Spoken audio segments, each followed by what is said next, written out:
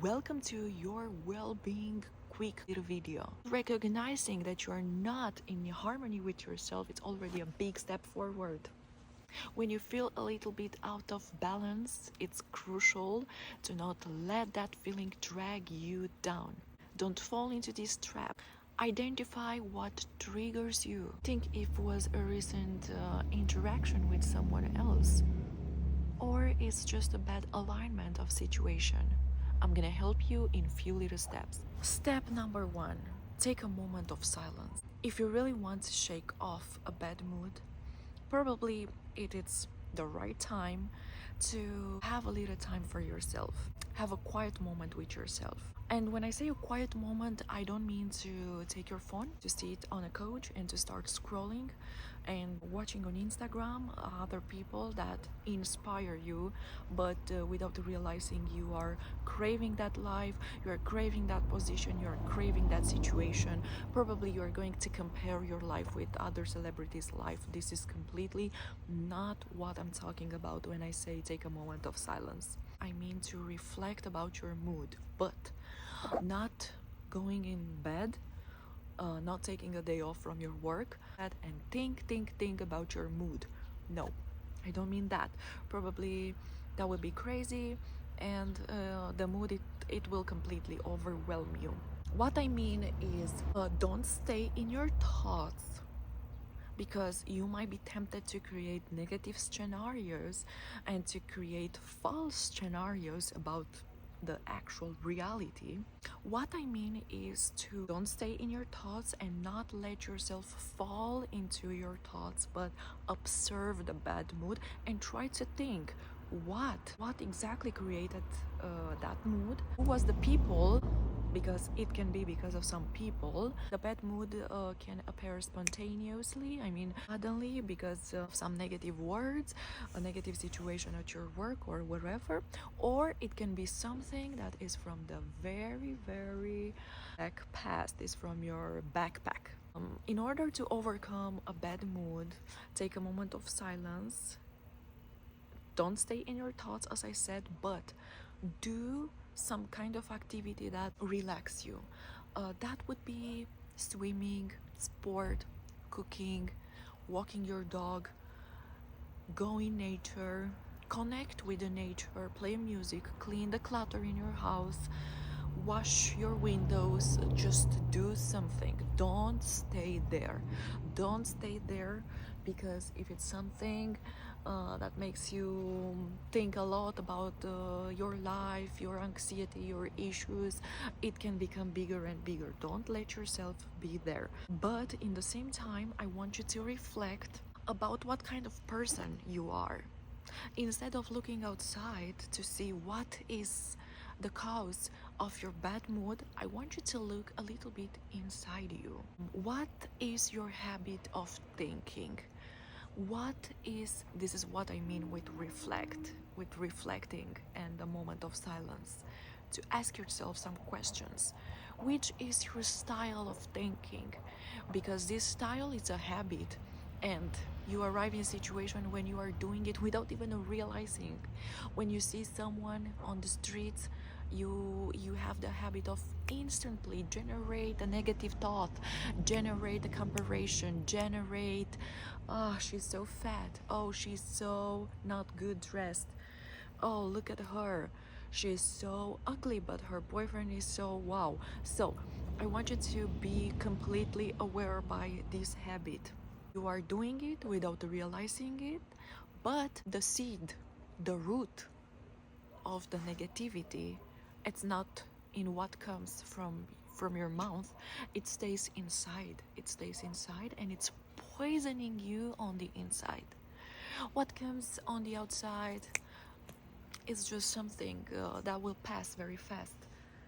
It is something that will disappear. Maybe it's not even going to affect other people or other situation that you are criticizing. It's just going to affect you. Day by day, you do this, you are not aware, but the judgment and the negativity is it stays inside.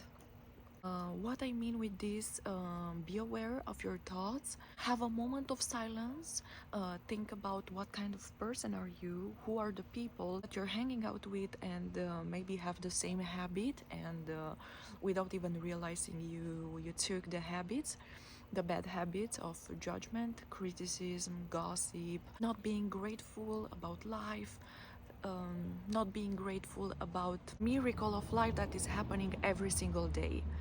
This first step, it's extremely important.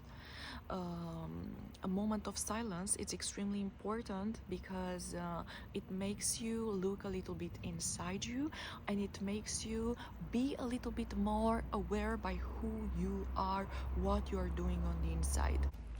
Step number 2, positive thinking, because everybody is talking about be positive, only positive vibes. uh, from now on, I'm just gonna think positive about myself and about everyone. This is fantastic, this is amazing, but if it's not used properly, it can be completely toxic, because catch in a situation when you're completely fake, completely not in harmony with what your soul is talking about. You can't be positive when all night long you are just criticizing to the left and to the right, only being negative, not positive. You can't generate a positive thinking. So in this situation, I suggest you to always apply the law of substitution. It's one of my favorite laws ever, because you can't think two thoughts in the same time. Replace that negative thoughts, replace that judgmental thought with something positive. When you don't like something on the outside, think about how you can bring that goodness into yourself. For example, when you start criticizing other person about how they look like, how they dress like, how they act like, start replacing that thought, thinking about how you're never gonna get there, how you are going to start your diet right now, and would be so good for yourself to start taking exercise, to start eating much more healthily, much more nutrition, and set step by step, gradually you will arrive to set a set of clear goals. I want for myself to be more healthy. I want for myself to be more well fed with much more nutrition. So just like that, it's going to be like a snowball that it's getting bigger and bigger, because when you are going to apply with action, with literally action, all that thoughts, all that positive thoughts, after you replaced them, you will see that gradually you will be so busy with your positive life, not just talking about positive vibes. You will be so busy with yourself, and the more you are busy with yourself, the more you get results, and the more you get results, the more enthusiastic for your life you're going to be.